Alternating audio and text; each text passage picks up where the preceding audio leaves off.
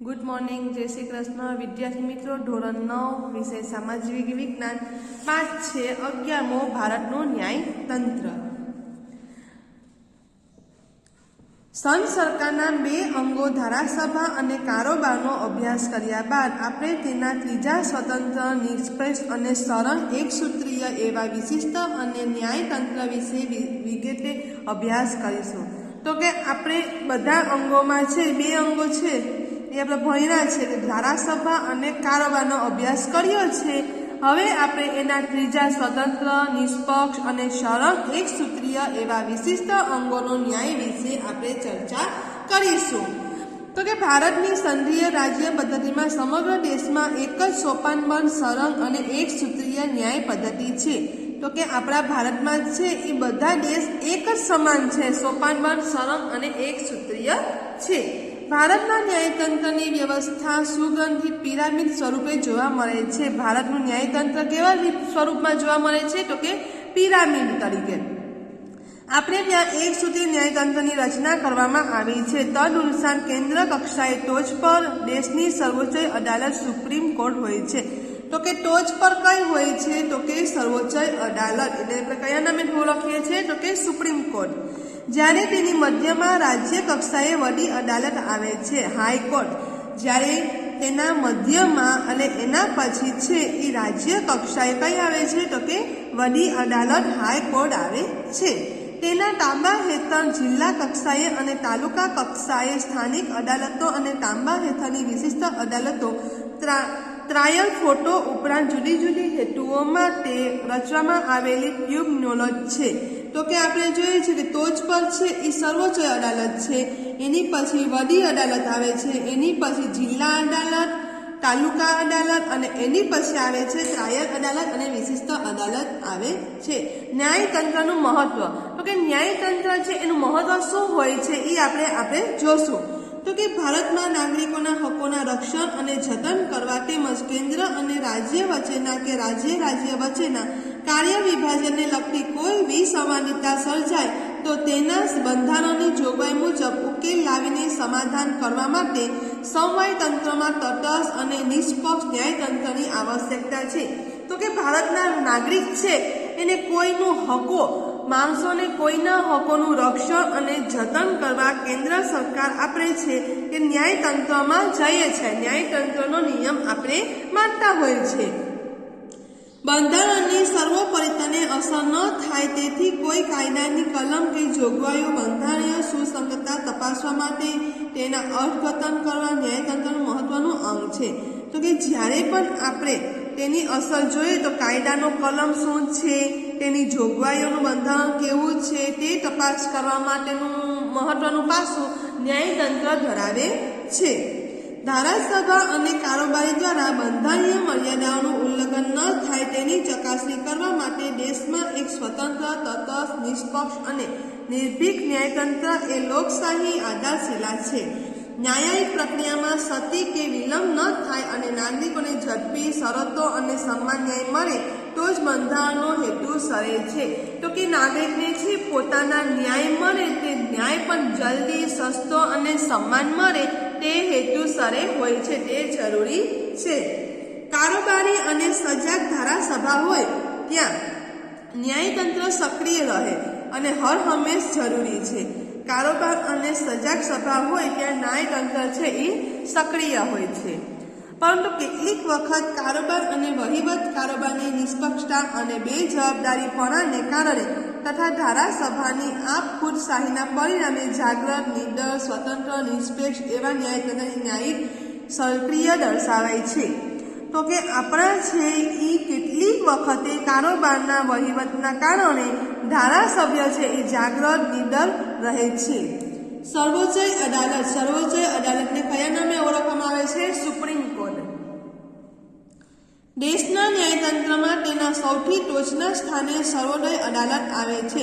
ટોચ એટલે ઉપરમાં કઈ અદાલત આવે છે? સૌથી ઉપર કઈ અદાલત? સૌથી મોટી અદાલત કઈ છે? તો કે સર્વોચ્ચ અદાલત। બંધારણીય મુજબ તે દેશની સર્વોચ્ચ ન્યાયિક સંસ્થા છે। તેની બેઠક નવી દિલ્હીમાં છે। સર્વોચ્ચ અદાલત ક્યાં આવેલી છે? એની બેઠક ક્યાં છે? તો કે નવી દિલ્હી માં આવેલી છે. ભારતમાં આવેલી તમામ દિવાની અને ફોજદારી કોર્ટોને સર્વોચ્ચ અદાલતના તાંબા હેઠળ તેની સહાયતા કામ કરવાનું હોય છે. કોઈ પણ સહાય કરવા માટે ફોજદાર કોર્ટે છે એ પોતાની અદાલતને તાંબા હેઠળની સહાય માટે કામ કરવાનું હોય. સર્વોચ્ચ અદાલતમાં એક મુખ્ય ન્યાયમૂર્તિ ઉપરાંત 28 ન્યાયાધીશોની સંખ્યાની જોગવાઈ કરે છે. તો કે અદાલતમાં છે એ ન્યાયમૂર્તિનું હોય પણ છતાં એની ઉપરાંત શું હોય તો કે 28 ન્યાયાધીશોની સંખ્યા હોય. પરંતુ જો રાષ્ટ્રપતિ એમ લાગે કે સર્વોચ્ચ અદાલતમાં ન્યાયિક કાર્યવાહીનો બોજો વધી ગયો છે તો તેઓ બંધારણીય સત્તા મુજબ એડહોક ન્યાયાધીશોને નિમણૂક કરે છે. જો રાષ્ટ્રપતિને એમ લાગે કે ન્યાયાધીશ અદાલતને વધારે બોજો વધી ગયો છે તો તે બધું કામ છે એ એડહોક ન્યાયાધીશોને નિમણૂક કરે.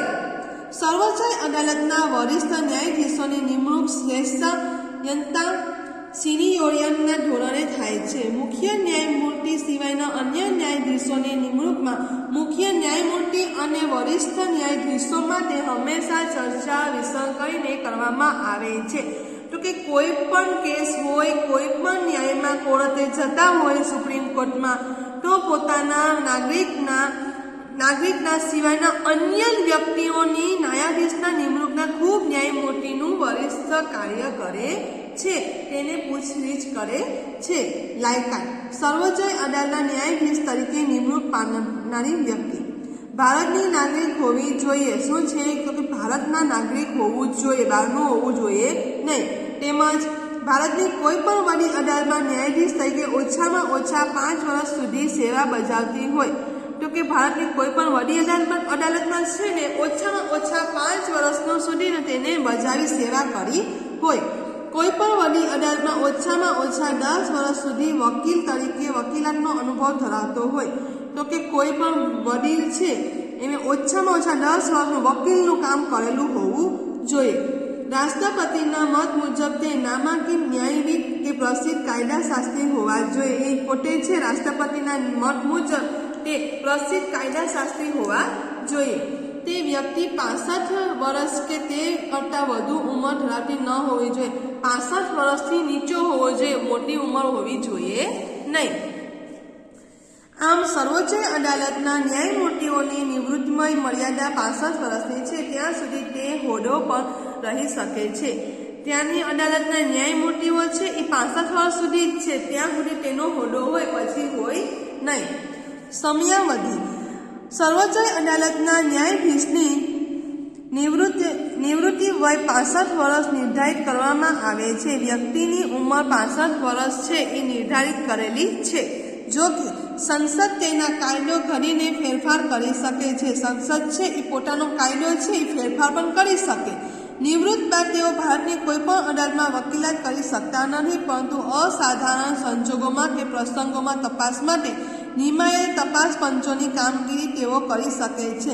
જો તે નિવૃત્ત થઈ ગયા હોય તો કોઈ પણ અદાલતમાં કામ કરી શકે નહીં, પણ જો તાત્કાલિક જરૂર પડે એવા કંઈ પ્રસંગો કે સંજોગો આવે તો એ કાર્ય કરી શકે છે. તેઓ નિવૃત્ત મુદત પહેલા પોતાની ફરજો અદા કરવામાં અશક્તિમાન હોય તો સ્વેચ્છાએ લેખિત રાજીનામું રાષ્ટ્રપતિને આપીને ફરજમાંથી મુક્ત થઈ શકે છે. તો કે એ છે પોતે કાર્ય કરી શકતા ન હોય તો પોતાને છે એ રાજીનામું છે એ રાષ્ટ્રપતિને આપીને પોતે છે એ મુક્ત થઈ શકે છે.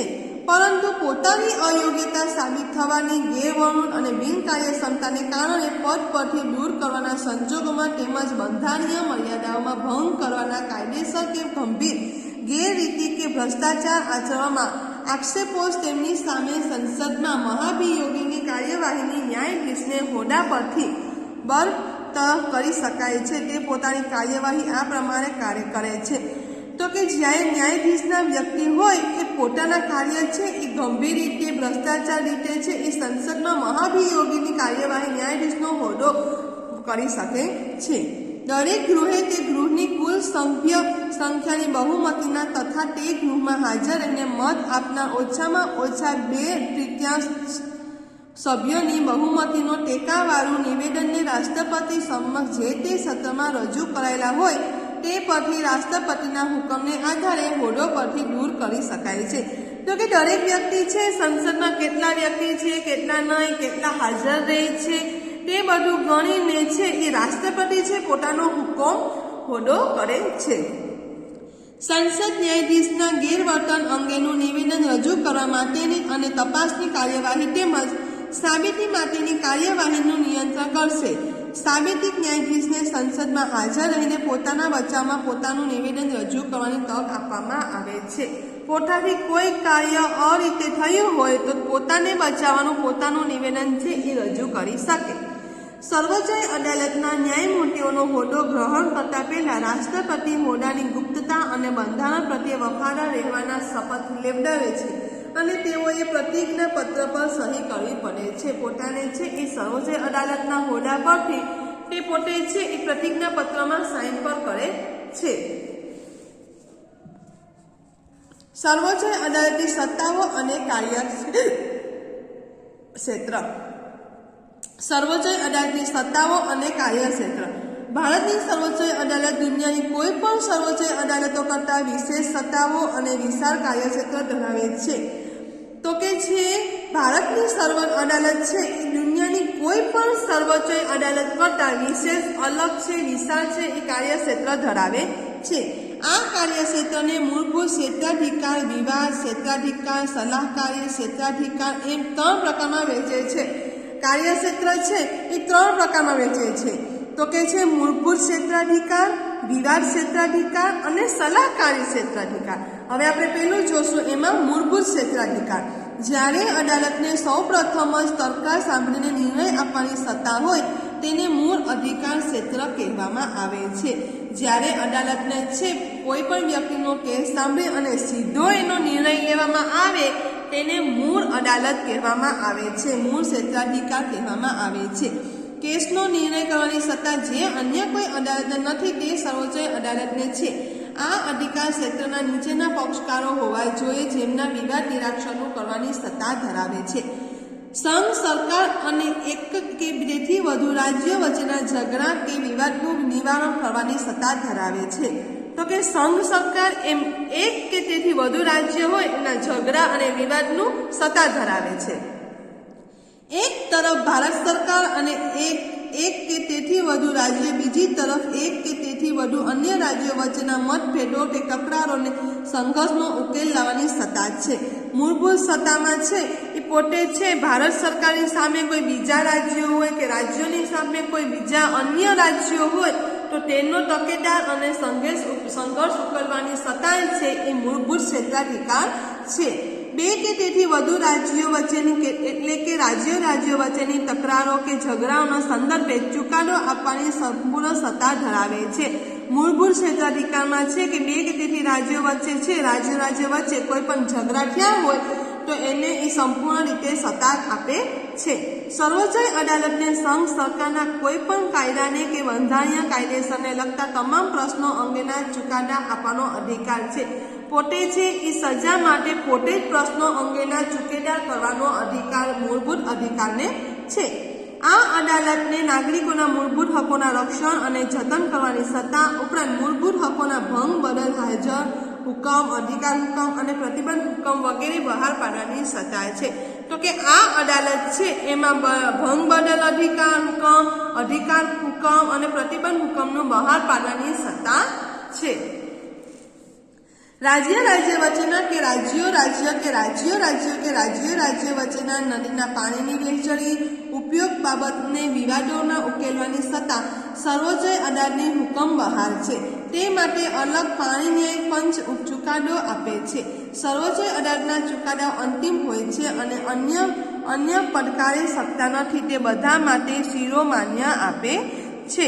તો કે આ જ્યાં મૂળભૂત ક્ષેત્રાધિકાર છે એ રાજ્ય વચ્ચેના નદીના પાણીની વહેંચણી ઉપયોગને બદલે વિવાદો ઉકેલવાની સત્તાને પોતાની રીતે હુકમ ધરાવે છે અને પોતે છે એ અન્ય પડકારો લઈ શકે છે. બીજું જોશું આપણે અપીલનું ક્ષેત્રાધિકાર, વિવાદ અધિકાર. કયું છે? વિવાદ અધિકાર. સર્વોચ્ચ અદાલતના વિવાદ અધિકાર ક્ષેત્રમાં 3 પ્રકારના વિવાદોમાં જ અપીલ થઈ શકે છે: બંધારણીય અર્થઘટનના કેસો, દીવાની દાવાનો અંગેના કેસો અને ફોજદારી દાવાના કેસો. તો કે અપીલનું વિવાદ અધિકાર ક્ષેત્ર છે એમાં 3 પ્રકારના વિવાદોનું જ અપીલ થઈ શકે છે। પહેલું છે એમાં બંધારણીય અર્થઘટનના કેસો, બીજું છે દીવાની દાવાઓ અંગેના કેસો અને ત્રીજું છે ફોજદારી દાવાના કેસો। ભારતમાંથી કોઈ પણ વડી અદાલતના કોઈ પણ દાવાઓના ચુકાદાઓને હુકમના તેમજ આખરી હુકમ સામે સર્વોચ્ચ અદાલતમાં અપીલ ત્યારે જ થઈ શકે કે જ્યારે વડી અદાલતને ચુકાદામાં એ પ્રકારનું પ્રમાણપત્ર આપેલ હોય કે કેસમાં બંધારણની કોઈ કલમના અર્થઘટનનો અગત્યનો કાયદાકીય પ્રશ્ન સંકળાયેલો છે। તો કે ભારતમાં આ અદાલતમાં સર્વોચ્ચ અદાલતમાં અપીલ થઈ શકે કે એ પોતાનું પ્રમાણપત્ર આપે અને કેસના બંધારણમાં કોઈ પણ કલમને અગત્યના કાયદાનો પ્રશ્ન હોય તો એ નિર્ણય લઈ શકે છે। તે પ્રશ્નનો ખોટી રીતે નિર્ણય અપાયેલ છે કે કારણોસર નારાજ પક્ષકારે સર્વોચ્ચ અદાલતમાં અપીલ કરી શકે છે। જો કોઈ વડી અદાલતમાં આવું પ્રમાણપત્ર ન આપે પરંતુ સર્વોચ્ચ અદાલતને ખાતરી થાય કે ચુકાદામાં બંધારણીય અર્થઘટનનો પ્રશ્ન સમાવેશ છે તો તે ખાસ પરવાનગી આપવાની સત્તા ધરાવે છે।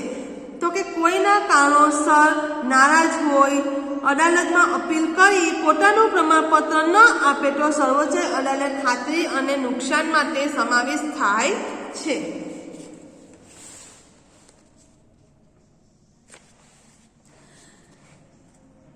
અલબત્ત અપીલમાં નવું કારણ ઉમેરીને શકાતું નથી। કેસનો પ્રસ્કાર જ એ કારણોસર અપીલ કરી શકે છે કે પ્રશ્નનો નિર્ણય વડી અદાલતમાં કે અન્ય અદાલતમાં ખોટી રીતે અપાયો છે।